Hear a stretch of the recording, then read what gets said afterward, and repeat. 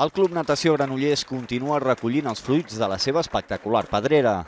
Aquest dimarts al vespre, l'Ajuntament va retre homenatge als campions d'Espanya de natació i gimnàstica del Club Granollerí. En natació, Barcelona va acollir el passat cap de setmana el Campionat d'Espanya Absolut i Júnior, on Carla Seco es proclamaria campiona d'Espanya júnior en 50 lliures, 50 i 100 esquena, sotscampiona en 100 lliures i bronze en 200 esquena. Per la seva banda, Albert Escrits ha estat campió amb 800 i 1.500 lliures i sotscampió amb 400 lliures. La veritat és que hi havia expectatives, s'han complert de sobradament.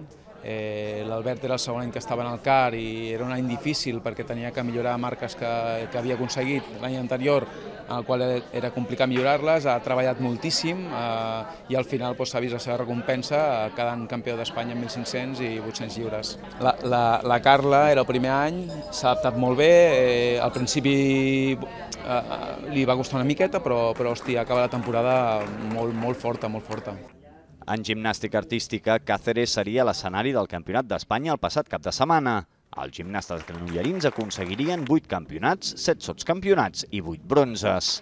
Èxits aconseguits per Eduard Méndez, Oriol Salguero, Quim Civil, Edgar Sapinya, Aitor Rama, Abel Samper, Lluna Casanova, Marina Esteban, Elena Ruiz i Andrea Villarroya. Tot un èxit per una secció que ha viscut una temporada més dura de l'habitual. Realment ha estat un any molt difícil amb la que és la modalitat masculina dintre la secció de gimnàstica.